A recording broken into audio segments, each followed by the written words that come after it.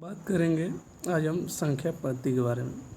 संख्या पद्धति में लगभग 17 संख्याओं के बारे में आज हम जानकारी प्राप्त करेंगे। इन 17 संख्याएं इस जो 17 संख्याएं हैं बहुत ही इम्पोर्टेंट है ये परीक्षा की दृष्टि से।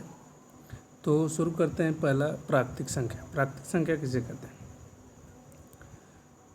सबसे पहले प्राकृतिक संख्या के बारे में पाइनोस नामक वैज्ञानिक ने बताया कि वे संख्याएं जिनसे वस्तुओं को गिना जा सके उसे प्राकृतिक संख्या कहा जाता है। जैसे 1, 2, 3, 4, 5 ... इसे कहते हैं प्राकृतिक संख्या। बात करेंगे अब इसके बाद पूर्ण संख्या। पूर्ण संख्या किसे कहा जाता है? जिसको अंग्रेजी में होल नंबर। यदि प्राकृतिक संख्या में अगर हम जीरो का समावेश कर दें, जैसे प्राकृतिक संख्या थी 1, 2, 3, 4, 5 ... उसमें हम एक जीरो का समावेश कर दें, आगे 0, 1, 2, 3, 4, 5 से शुरू कर दें, हो जाता है होल नंबर यानी पूर्ण संख्या। अब इसके बाद बात करेंगे पूर्णांक यानी इंटीजर्स। पूर्णांक से तात्पर्य होता है पूर्ण अंक। जैसे इसके शब्द में छिपा है पूर्णांक यानी पूर्ण अंक।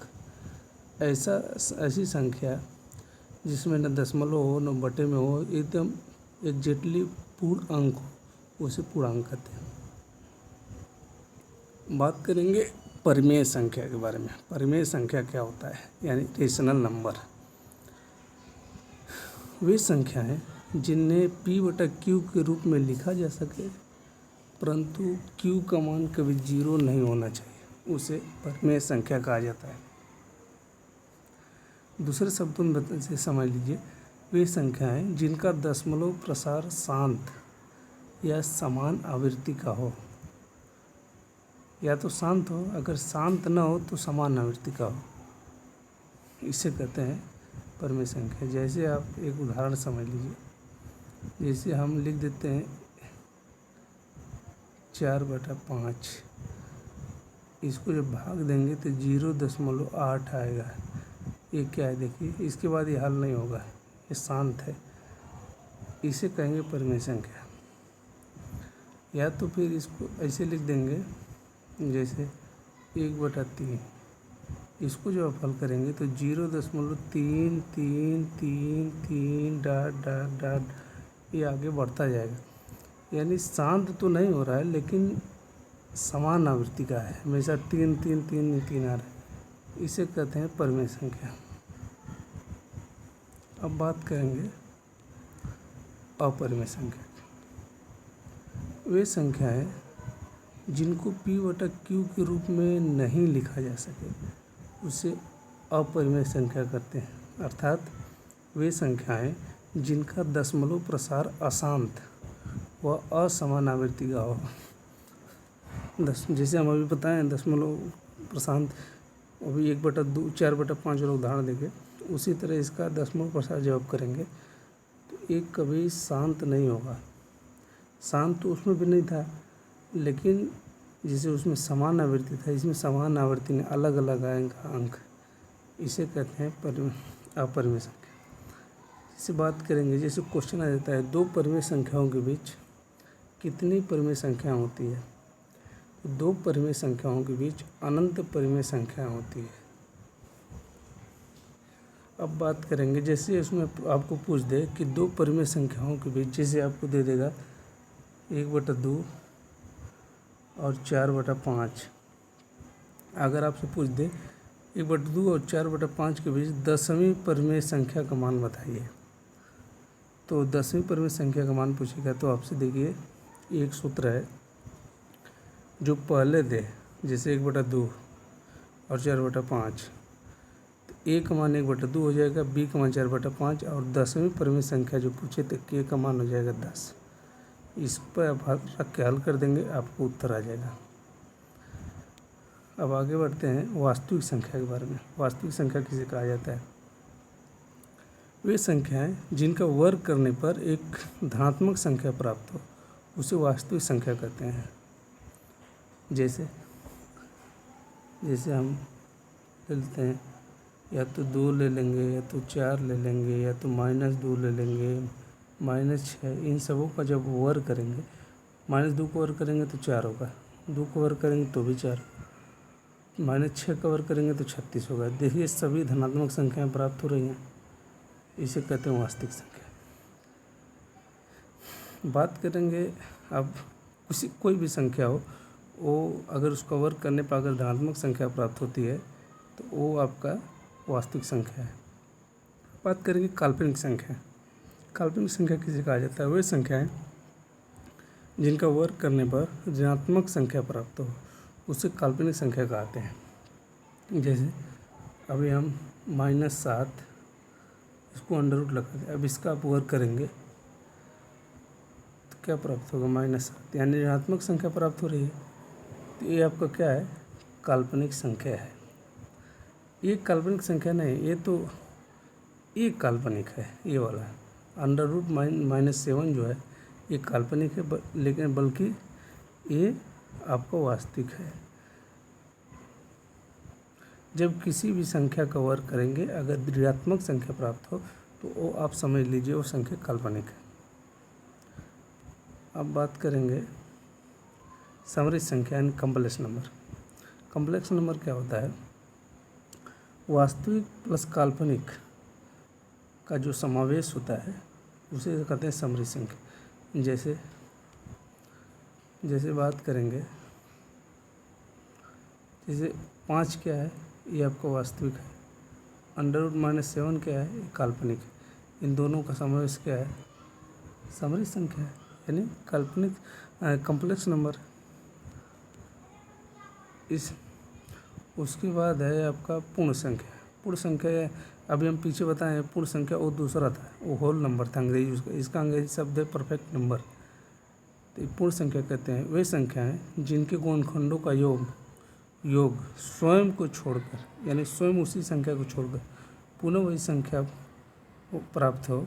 जैसे 6, 28, 496, ये सब संख्याएं पूर्ण संख्या है, परफेक्ट नंबर। जैसे 6 की बात करेंगे, गुणनखंडों का योग बोल रहा है, इसका 1 हो जाएगा, 1 से कटेगा 6, 2 से भी कट जाएगा, 3 से भी कट जाएगा, 6 से भी कटेगा, लेकिन इसको हमको नहीं गिनना है, स्वयं को छोड़कर। अब इन दोनों को जोड़िए, 3 2 5 1 6, स्वयं वही संख्या प्राप्त हो रही है कि नहीं, इसे कहते हैं परफेक्ट नंबर। अब जैसे अब 28 को ही देख लीजिए, जब 28 को करेंगे 1 से कटेगा, 2 से कटेगा, 4 से कटेगा, 7 से कटेगा, 14 से कटेगा, 28 से भी कटेगा, लेकिन इसको छोड़ देना है। जब आप इसको छोड़ देंगे तो इसको आप गिनेंगे। अब 14 7 21, 21 4 25, 25 7 3 28, यानी ये परफेक्ट नंबर है। परफेक्ट नंबर की परिभाषा, परफेक्ट नंबर जो है उसकी परिभाषा ये है, वे संख्याएं जिनके गुणनखंडों का योग, जब गुणनखंड करेंगे उनका योग पुनः वही संख्या प्राप्त हो स्वयं को छोड़कर। अब बात करेंगे अभाज्य संख्या। अभाज्य संख्या किसे कहा जाता है?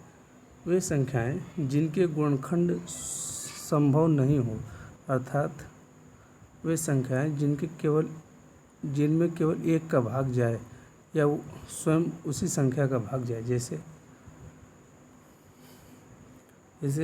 2 है, 3 है, 5 है, या तो 1 से कटेगा या तो 2 से कटेगा, स्वयं से कटेगा। ये या तो 1 से कटेगा या तो स्वयं से कटेगा। ये 5 जो है या तो 1 से कटेगा या तो स्वयं से कटेगा। इसे कहते हैं अभाज्य संख्या, और कोई संख्या से नहीं कटेंगे।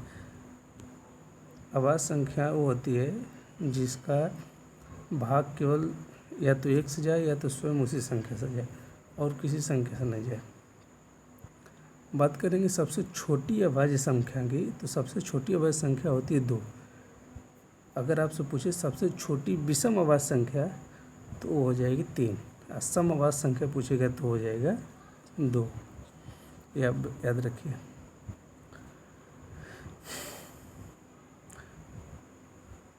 जैसे 1 से 25 तक कितनी अभाज्य संख्या हो सकती है? तो 1 से 25 तक 9 अभाज्य संख्या होती है। 1 से 30 तक 10, 1 से 50 तक 15, और 1 से लेकर 75 तक 21 अभाज्य संख्या होगी और 1 से लेकर 100 तक 25 अभाज्य संख्याएँ हो सकती है। ये याद कर लेंगे तो आपको फायदा होगा। संख्याएँ होती हैं। बात करेंगे भाज्य संख्या की। वे संख्या जिनके गुणनखंड संभव हो, उसे कहते हैं भाज्य संख्या। जैसे अभी 2 की हम बात कर रहे थे, उसके गुणनखंड क्या संभव नहीं था क्योंकि 1 से और स्वयं से कट रहा था। लेकिन जब बात करेंगे 4 की तो 4 1 से भी कटेगा, 2 से भी कटेगा और स्वयं से कटेगा, यानी इसके गुणनखंड हो जा रहा है। तो सबसे छोटी भाज्य संख्या की बात करेंगे तो सबसे छोटी भाज्य संख्या होती है 4 और सबसे छोटी विषम भाज्य संख्या की बात करेंगे तो सबसे छोटी विषम भाज्य संख्या होती है 9। 1 से लेकर 30 तक भाज्य संख्या कितने होते हैं तो 19 होते हैं भाज्य। उसी तरह बात करेंगे 1 से लेकर 50 तक 34 होता है, 1 से लेकर 75 तक 53 और 1 से लेकर 100 तक 74 भाज्य संख्याएँ होती हैं। अब बात करेंगे सअभाज्य संख्या, को प्राइम नंबर। वे संख्याएँ जिनका एचसीएफ 1 हो, एचसीएफ मतलब मसा, उसे कहते हैं को प्राइम नंबर यानी सअभाज्य संख्या।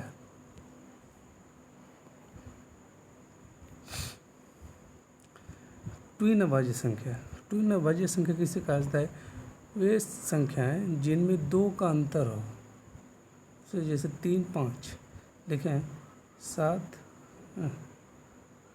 और जैसे 7 9 नहीं हो पाएगा। अभाज्य की बात है, ट्विन अभाज्य, तो इसको लिख सकते हैं 11 13। ये आपको क्या है? ट्विन अभाज्य संख्या है जिनका अंतर क्या हो 2। अब बात करेंगे रामानुजन संख्या की। रामानुजन संख्या किसे कहा जाता है? वह छोटी से छोटी संख्या है जिसे 2 अलग अलग प्रकार के घनों के योग के रूप में लिखा जा सके। जैसे रामानुजन संख्या होती है, एक ही संख्या होती है रामानुजन संख्या, वो है 1729। इसको अब 2 घनों के योग के बराबर लिख सकते हैं, जैसे 10 का क्यूब और 9 का क्यूब करेंगे तो 1729 आएगा। 12 का क्यूब और 1 का क्यूब करेंगे तो 1729 आएगा। बाकी अब किसी का भी करके योग कर लीजिए, 1729 नहीं आएगा। इसे कहते हैं रामानुजन संख्या। अब बात करेंगे संख्याओं के गुणधर्म के बारे में। गुणधर्म कैसा है आप इसको तो जानते हैं। संख्याओं गुणधर्म के बारे में, जिसे ए संख्या लिख दी है a + b = b + a, a × b = b × a। ये होता है क्रम विनिमयता का नियम। इसे कहते हैं क्रम विनिमयता का नियम। आप इसको हमेशा डेली यूज करते हैं, लेकिन ये आप नहीं जानते हैं कि एक क्रम विनिमयता का नियम होता है। इसको आप समझे, परीक्षा में पूछ सकता है आपसे। दूसरा का है जैसे साहचर्यता का नियम, a + b कोष्टक में b + c बराबर होता है a + b कोष्टक बंद b + c। ये आपका साहचर्यता का नियम है। या तो फिर a × कोष्टक में b × c बराबर a × b कोष्टक बंद b × c। ये आपका क्या है? साहचर्यता का नियम। अब